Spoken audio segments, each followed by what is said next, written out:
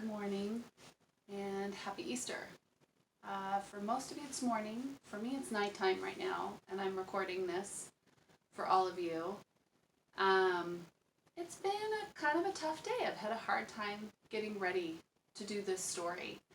I know for a lot of you it's hard to get ready, and I've made this recording 5 times today. I think this is actually my 6th time making this recording, and it just hasn't felt right all day. And I've been trying to really think about why that is.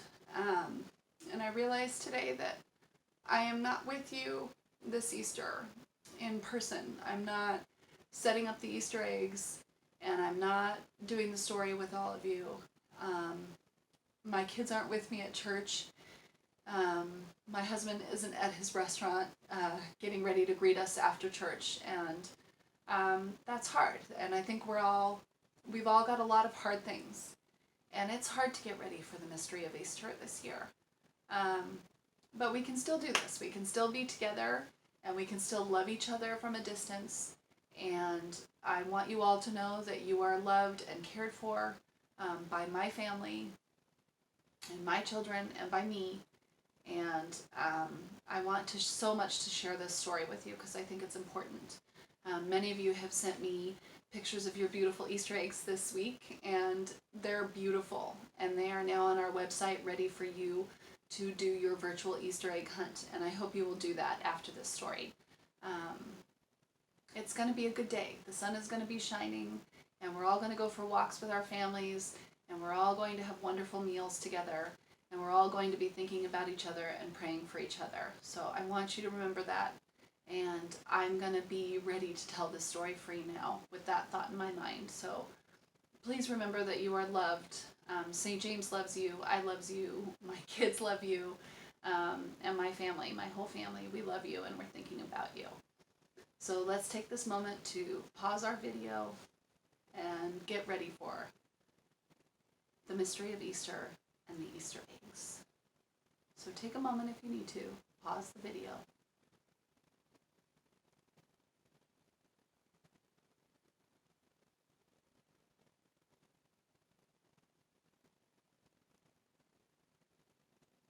We are now at the mystery of Easter.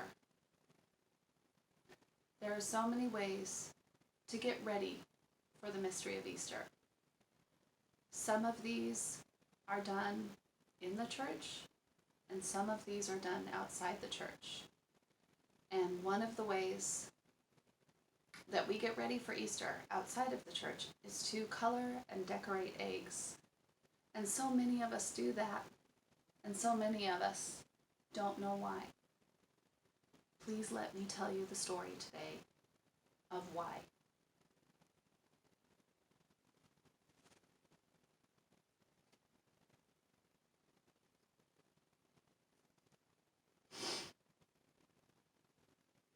Once there was an old man and an old woman, and they had land, and the land gave them everything they needed. They had a cow for milk and goats for milk. They had trees for dates and figs and nuts. They even had chickens, hens for eggs. And the eggs were plentiful. And the old man would go out to the chickens and say, "Miss Hens, please, let me have some of your eggs." And they would gladly give him the eggs. And there were always more than they could have. Plenty of eggs. And when there were way more than they could eat, they would sometimes take the eggs and sell them at market. One day, the old man took more than the eggs he needed, put them in a basket, and covered them with a white cloth. He walked to the great city of Jerusalem to sell the eggs. He walked down the stone streets And when he came out of the narrow streets into one of the wide streets, he saw a great crowd of people there, but they were oddly quiet. Roman soldiers were taking 3 men to be crucified on crosses that they were carrying themselves. The man in the middle fell and dropped his cross. The old man couldn't help it. He put his eggs down and he went to help the man with the cross. He picked up the cross and they carried it together.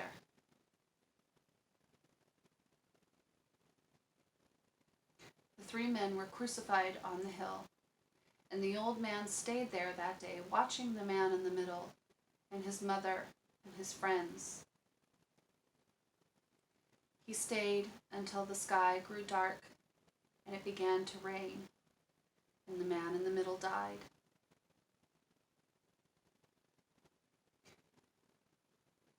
The mother and the friends took the man in the middle to a stone tomb and placed him in. The old man did not stay. He walked back through the high gate of Jerusalem and down the narrow streets. And then he remembered, oh, his basket. It would be gone. Too many people were hungry and wanted the eggs, and even to those who weren't hungry, the eggs were precious. They wouldn't be there. But like a joke, he looked anyway. The basket was there. He couldn't believe it. He rubbed his eyes. He picked up the basket and he knew that the eggs would not be in there, but he put his hand in anyway. And what he discovered was an egg that now looked like a jewel.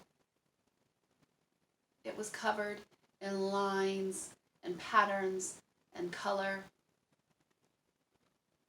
And when he opened the basket further, he saw all of the eggs were covered in color and lines and beautiful patterns. It was like they were trying to say what happened that day.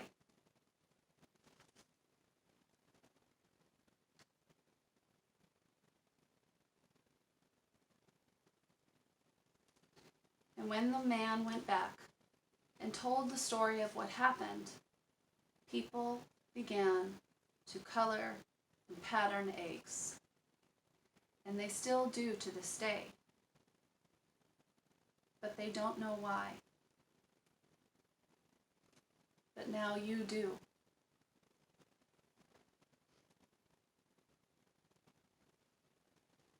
Many of you have seen the patterns and colors and symbols, and they all mean different things, and I hope that you will look those up and make some more of your own Easter eggs. But for now, I wonder, what pattern and color and symbol do you think is the most important?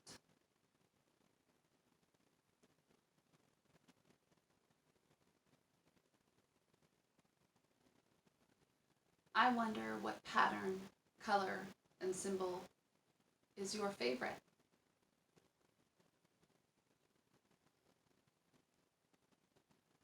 I wonder what pattern and color and symbol you are in, or which one is especially about you. And I wonder what your egg will look like. Only you can know. And I hope that some of you will stop by our website today and check to see how many eggs you can find. We have a virtual Easter egg hunt today. And there are 38 eggs on the website, so see how many you can find. And let me know.